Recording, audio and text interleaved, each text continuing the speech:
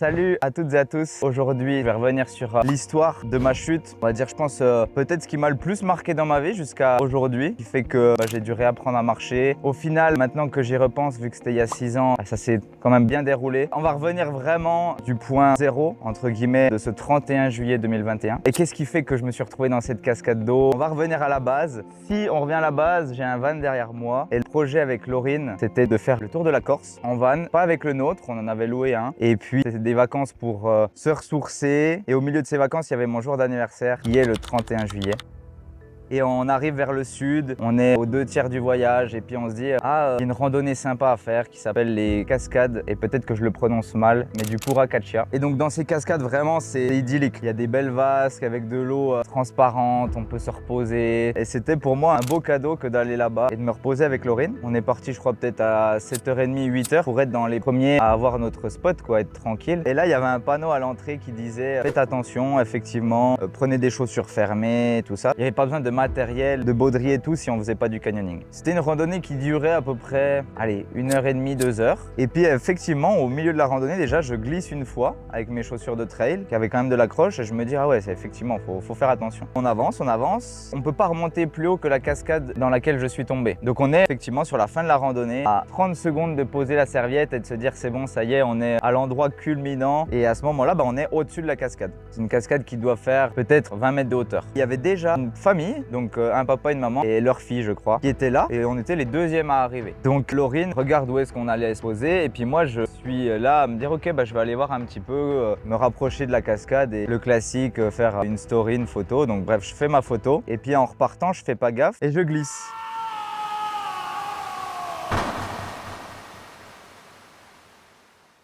Je glisse parce qu'en fait c'est des rochers comme au bord de mer avec un petit peu d'algues dessus quoi. On avait beau avoir même des crampons d'alpinisme que quand ça part.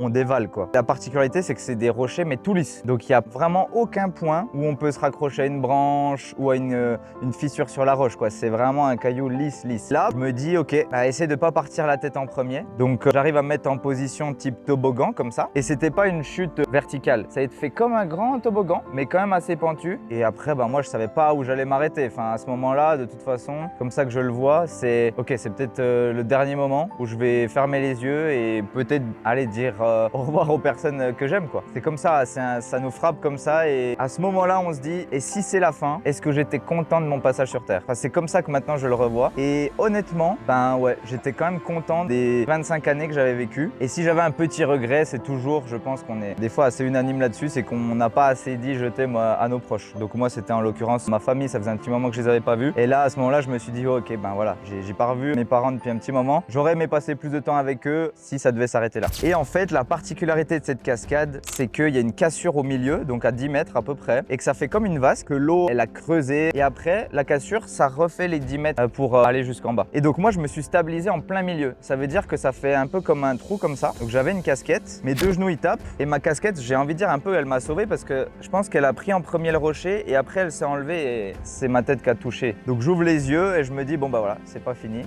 La vie elle continue. Mais j'ai tout de suite fait un auto-check. C'est un petit peu, moi je regardais quand j'étais petit Bear Grylls, je crois que c'est seul face à la nature. Et de se dire, ok maintenant c'est moi qui suis dans cette situation, qu'est-ce que je vais faire? Donc je vois, je suis dans l'eau fraîche, l'eau froide qui atténue les douleurs et je vois pas de sang. Et tout de suite ce que j'ai fait, c'est que j'ai mis mes pieds à la surface comme ça et j'ai regardé si le pied il bougeait. En tant que sportif, si la colonne vertébrale est touchée, si la moelle épinière elle est touchée, c'était mal embarqué quoi. Mais bref, je vois mon pied qui bouge, je me dis ça va. Par contre, je peux plus m'extirper de la vasque facilement, j'ai dû vraiment utiliser mes bras pour sortir. Pendant que je fais tout ça, que je fais le check-up et tout, Laurine qui est au-dessus, qui m'a vu tomber, elle sait pas où je suis. L'anecdote par rapport à la casquette, c'est que ma casquette, elle continue, donc elle tombe tout en bas. Et Laurine, sachant pas où je suis, elle va se dire, ok, vite, je vais essayer de redescendre la cascade, d'aller voir si Bastien, il est pas tout en bas, quoi. Et elle voit que la casquette. Et Laurine, à ce moment-là, forcément, elle appelle les secours. Il y avait la famille aussi, avec la petite fille qui était là avec Laurine. Et tout ce que je vous raconte, ça a à peu près duré jusqu'à ce que l'hélicoptère y vienne 45 minutes. Moi, j'ai pas les mêmes souvenirs que Laurine parce que pour moi, ça s'est passé entre guillemets assez vite. Mais Laurine, elle m'a dit l'attente était interminable. Ce qu'il faut savoir, c'est qu'en Corse, il y a deux hélicoptères. Un pour le nord, un pour le sud. Peut-être que ça a changé depuis, mais c'est ce que les pompiers m'ont raconté. Et à 9h du matin,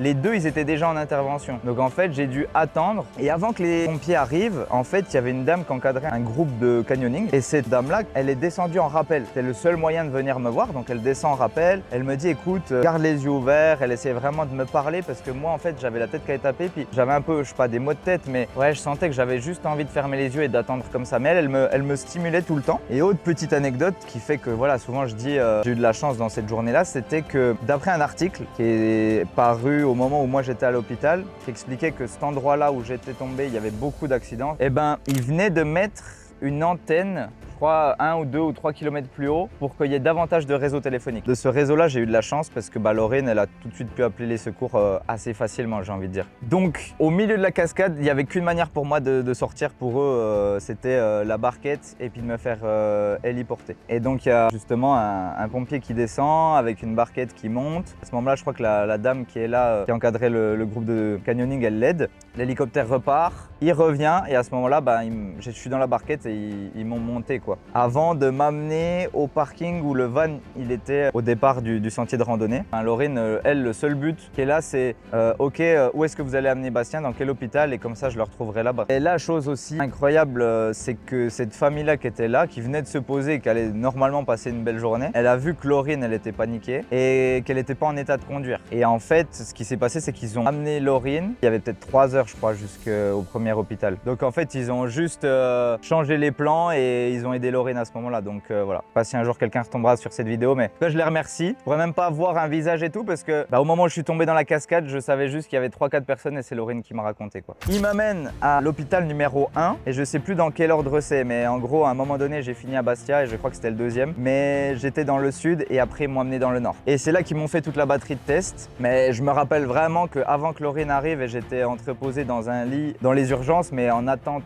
d'examen, j'étais déshydraté au possible quoi. Ils m'avaient toujours pas donné d'eau parce qu'en général avant les examens et tout, ils préfèrent qu'on soit à jeun et tout ça. Donc on fait les tests et tout, des radios, et ils disent ok on va devoir vous changer d'hôpital parce que vous avez une fissure au niveau d'une lombaire et nous ici on n'a pas de spécialiste pour cette région-là, le tronc, la colonne vertébrale, il faut qu'on vous amène à Bastia. Donc là ils disent ouais nous le plus simple c'est de reprendre l'hélicoptère. J'ai vraiment eu le double baptême d'hélicoptère et ils avaient vu aussi que j'avais un œdème cérébral. Donc quand ma tête elle a tapé, ça a créé une petite fissure et puis quand on a un œdème cérébral, il faut surtout pas prendre d'altitude. Donc en fait ils ont dû contourner l'île alors que quand ils passent vraiment au-dessus des montagnes c'est hyper rapide. Là on a dû faire le tour de l'île à basse altitude et je suis arrivé là-bas le soir peut-être vers 18h, 19h et là ils m'ont mis en soins intensifs pour stabiliser vraiment mon état et j'ai fait une nuit en soins intensifs et avec des personnes extraordinaires et tu as toutes les données qui sont accrochées à toi. Donc tu as les électrodes, forcément tu as ta pression, ton rythme cardiaque, tu as tout et on vient régulièrement te voir. Moi je me rappellerai d'un infirmier qui était vraiment extraordinaire, qui était également pompier et il m'expliquait dans la nuit que la personne à côté de moi, elle était vraiment plus proche de la mort. Et le lendemain, quand je me suis réveillé, j'avais entendu que vers 2-3 heures du matin, il y avait eu beaucoup de bruit et malheureusement, elle n'avait pas survécu. Alors, ils ne peuvent pas aller plus loin dans les détails, même si on le demandait, il y a quand même le secret médical. Mais donc, le lendemain, quand ils m'ont dit maintenant, on peut te sortir des soins intensifs et on peut t'amener en chambre, à ce moment-là, c'était le Covid. Donc, ils avaient rassemblé des services ensemble et moi, j'allais rester là le temps de me stabiliser. J'avais les 2 jambes brisées comme ça. On y vient gentiment sur qu'est-ce que j'avais. J'avais les rotules fissurées, lombaire fissurée et puis un œdème cérébral. Et la question, c'était par rapport aux assurances, où est-ce que j'allais me faire opérer? En Suisse, dans mon pays de résidence, ou alors en France, directement là, parce que j'aurais besoin de me faire opérer tout de suite. Donc, j'avais pas le besoin de me faire opérer tout de suite. Ils allaient d'ailleurs me faire qu'une opération des genoux, parce qu'au niveau de la lombaire, c'était plutôt un traitement conservateur, ils appellent, donc pas d'opération, ça allait cicatriser tout seul. Et l'œdème, ça allait partir aussi tout seul. Par contre, le problème, c'était qu'avec l'œdème, ils pouvaient pas me rapatrier par avion. Du moment que j'avais un œdème, c'est encore pire que l'hélicoptère, vous devez vous en douter, on monte à des milliers de mètres d'altitude. Et tant que l'œdème était là, la seule solution si je devais retrouver le continent et aller me faire opérer en Suisse, c'était par ferry. En gros, tu as une personne, des médecins pendant tout le temps avec toi sur le ferry, puis après reprendre l'ambulance jusqu'en Suisse. Enfin bref, c'était quelque chose qu'ils voulaient pas. Donc quand je suis arrivé, moi, dans le Valais en 2019, j'ai pris tout de suite une chose avec des gens qui m'ont conseillé, ils m'ont dit soit tu prends Air Glacier, soit tu prends la Rega, soit tu prends les deux. Mais si tu vas en montagne et qu'il t'arrive quelque chose, au moins ils viennent te chercher en hélicoptère. Et à ce moment-là, en fait, ce qu'il faut savoir avec la Rega, c'est que ça coûte à peu près 40 à 50 francs par année et ils viennent te chercher partout dans le monde. En fait, ils ont un jet aussi, 1 ou 2 jets médicalisés Et donc là, on s'est mis en contact avec l'AREGA et ils ont dit au moment où vous avez le feu vert, que vous faites une IRM cérébrale et qu'on voit que l'œdème c'est derrière nous, on vient vous chercher. Et ça a duré 2 semaines. Et c'était une attente, mais là, moi qui suis pas patient, là c'était horrible. Laurine, depuis, elle était repartie parce que voilà, elle devait aller retourner au travail et tout. Et j'étais tout seul ici, tout seul en Corse. Donc oui, il y a le téléphone, on peut échanger et tout, mais réellement, on se sent un peu démunis, quoi. On est là, dans notre chambre, et puis moi, il y a 3-4 personnes qui sont passées à côté. Et eux, ils se faisaient opérer, ils repartaient le lendemain. Et moi, j'étais pas encore opéré, je savais pas encore quand est-ce que je repartais. À chaque fois, je demandais est-ce que je peux faire un examen pour voir si l'œdème il est parti, qu'après je lance les démarches pour que l'AREGA vienne me chercher. Parce que l'AREGA, c'est pas ok, l'œdème est parti et le lendemain, ils sont là. Ou... Non, eux, ils ont des interventions tout le temps et ils doivent te trouver un créneau. Et au moment où on a dit que c'était bon, il a fallu déjà 3-4 jours pour qu'ils nous disent qu'ils allaient atterrir à cet aéroport-là. Donc une attente assez longue. Après, je remercie aussi une dame qui s'appelle Céline, qui est la patronne de mon papa, qui m'avait déjà amené une fois en Corse. J'avais gardé ses enfants et elle a une maison secondaire là-bas. Elle m'a amené des chocolats, des journaux, des choses pour que en fait, l'attente elle soit plus vivable. Et donc voilà, ça franchement, ça m'a aidé de me dire que je vais pas juste manger le plat de l'hôpital qui était pas incroyable. On me dit ok, voilà, je vais partir. Donc j'étais excité de me dire ouais, je vais pouvoir rentrer en Suisse et tout. Et la chance qu'on a ici en Valais, c'est qu'on a un aérodrome et que le jet privé, il a pu se poser, mais là, quoi, juste à Sion, là où j'habite, à 2 minutes de chez moi et à 2 minutes de l'hôpital. Je pouvais pas être assis comme ça dans le siège parce que j'avais les genoux brisés. Donc en fait, ils m'ont mis dans un lit puis sanglé parce que quand le jet il décolle, du coup, si t'es pas sanglé, c'est mort quoi. Je passe au-dessus des Alpes. C'était une journée comme aujourd'hui, grand ciel bleu, on voit les sommets, je voyais par le hublot, c'était magnifique. Et j'atterris là, on m'amène de l'ambulance jusqu'à l'hôpital de Sion. Et là, c'est là que je rentre dans le système suisse, qu'on a beau dire, mais en Suisse, on a de la chance. Les infrastructures sont meilleures. Le plat qu'on m'a amené dès le premier jour, j'avais l'impression que c'était un chef étoilé qui l'avait fait. C'était incroyable. Là, ils disent, ok, on est aux urgences. On va pas vous opérer tout de suite. Et d'ailleurs, même, on va vous transférer à Martigny parce que c'est là-bas qu'il y a les chirurgiens qui sont spécialisés. Donc, je fais très peu de temps à Sion et j'ai eu la chance d'être super bien assuré de la part de mon ancien employeur qui s'appelle Decathlon. Ils nous ont assuré de la meilleure des manières. Ils nous assuraient en chambre privée. Donc, ça veut dire que j'avais cette fois ma chambre, j'étais tout seul. Et une chambre privée, voilà, c'est un luxe. 2 jours après que je sois arrivé à Martigny, je signe les papiers pour me dire que j'allais me faire opérer. Donc quand on commence à signer et que c'est sa première opération, on est un peu surpris parce que il y a des questions, c'est et si vous êtes en état végétatif, qu'est-ce qu'on fait? Là, on est face à ces papiers et on se dit ah ouais, une opération, c'est pas anodin, quoi. On se réveille pas et puis ça va aller que bien, quoi. Donc quand ils te descendent au bloc, tu sens que le changement de température, il est assez marquant. Il fait froid au bloc. Et avant le bloc, il y a la chambre d'anesthésie. Et moi, ils m'ont dit ok, on va vous faire une anesthésie locale, donc autour des genoux, et après une anesthésie générale, donc forcément pour m'endormir. Mais comme ça, quand vous vous réveillez, vous aurez moins mal. Je vois les aiguilles, ils m'en font une, ils me font la deuxième. Je pars au bloc, donc après une fois qu'ils te mettent le masque et qu'ils te disent dodo, en 30 secondes c'est bon, quoi, tu dors. Et tu te réveilles en salle de réveil. Je me rappellerai, en plus à Martigny, c'est des grandes fresques avec des montagnes et tout, donc voilà, on se sent bien. Et là, à ce moment-là, je sens que j'ai très mal au genou. Voilà, j'ai du bandage autour. Quand tu te réveilles et que tu as mal, ils te remettent une dose et là, ça commence à aller mieux. Mais il faut croire que ça n'avait pas marché, quoi. L'anesthésie locale, ça n'avait pas suffi. Je vais donner un petit peu les détails parce que maintenant, j'en rigole, mais voilà, c'est des trucs à l'hôpital. Quand on prend des antidouleurs comme ça, il y en a certains, ça peut aussi faire qu'on n'a plus le contrôle sur son corps. Et moi, je pouvais plus aller aux toilettes parce que même si je voulais, même si je sentais, je ne contrôlais plus. Et là, à ce moment-là, ils te proposent de mettre une sonde en fait. Voilà, c'est assez basique, mais on t'enfile un tube. Et là, t'as honte, mais déjà t'es pudique. Voilà. Donc tu essaies de rentrer le tube, ça passe pas. Donc elle dit ok, je vais chercher un autre. On te le passe, le deuxième ça rentre. Mais après, pour aller au sel, c'est encore autre chose. Quand tu es en chambre seul et que tu vas pas aux toilettes, en fait, on t'amène, c'est comme un petit pot, quoi. Et que tu te le mets sous les fesses au lit. Et ça, moi, c'est allé quand j'étais à l'hôpital Martigny, j'étais tout seul en chambre. Mais imaginez que quand j'étais en Corse, on était 2 dans la chambre et que les seuls moments où je me sentais à l'aise pour demander pour aller aux toilettes, qu'on m'amène le pot, c'est au moment où mon collègue de chambre, il allait se faire opérer ou il allait à un rendez-vous. Imaginez-vous, vous êtes dans un lit, il y a quelqu'un à côté qu'on connaît pas forcément et faut se dire qu'il y a quelqu'un qui vient rechercher vos défections et puis à un moment donné, juste pour rire, parce que des fois il y a des infirmiers qui sont marrants, quoi, il dit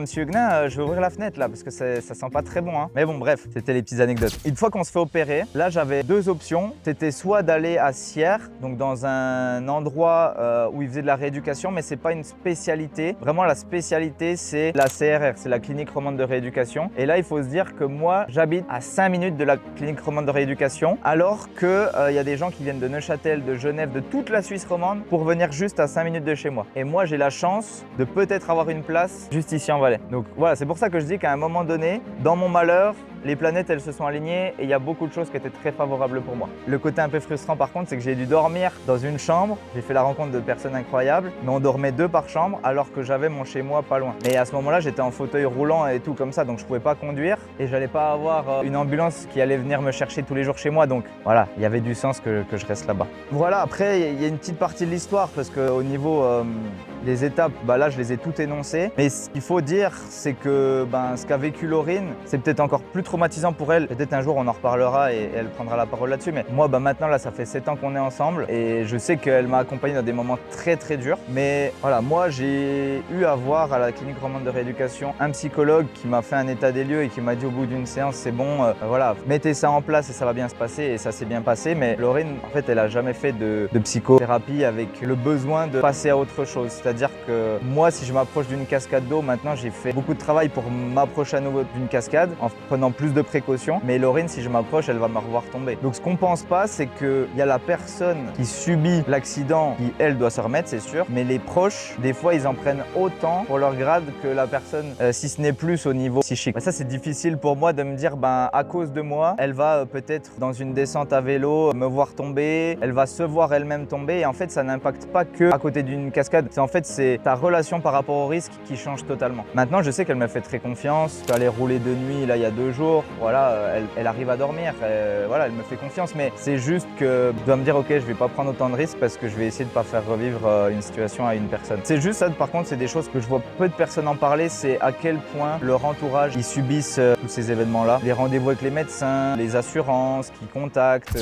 Donc voilà, c'est le moment pour moi de vous remercier, franchement, d'avoir écouté jusqu'à maintenant mon petit discours, mon petit récit. Mais je sais que moi, ça m'a fait du bien. C'était un petit peu comme ma propre séance de psychothérapie de raconter ça. J'avais essayé de le faire à plusieurs reprises et puis ça rendait pas forcément aussi bien. Là, aujourd'hui, je me suis posé dans un cadre. Donc c'est mon lieu de vie, mon lieu d'entraînement, mon lieu de coaching. Avec le vélo, qui est le sport qui m'a permis de me reconstruire. Et depuis ma chute, j'ai vécu des choses incroyables. J'ai fait les 24 heures du Mans, j'ai fait des Irox, j'ai refait du trail. Et là maintenant, je fais du cyclisme en ultra distance. C'est toutes des choses que je pense pas que j'aurais revécu. Et même pour vous dire, je crois qu'il y a une montagne qui est un peu derrière, enfin un sommet qui s'appelle la Pierre à Voir. Et depuis la chambre d'hôpital, avant l'opération, je me suis dit, si je peux remonter une fois là-haut, et même si c'est en chaise roulante et même si c'est en rampant, je serais heureux. Et je rigolais de ça avec une personne, c'est que j'ai fait tout ce que je vous ai énoncé et je suis même pas encore remonté une seule fois à la Pierre à Voir depuis ma blessure. Et j'ai proposé, là c'est sûr qu'on va faire une sortie organisée prochainement là-haut. Et ça aura beaucoup de symbolique pour moi. Et je m'étais juré d'y retourner coûte que coûte quoi. Sur ces belles paroles, on se dit à la prochaine. Voilà, il y aura de plus en plus de petits contenus comme cette vidéo un peu capsule. Mais voilà, n'hésitez pas à vous abonner, n'hésitez pas à commenter, n'hésitez pas à partager aussi. C'est ce qui fait que je prends de plus en plus de plaisir à me poser et puis à partager quoi. Prenez soin de vous et puis on se dit à très vite.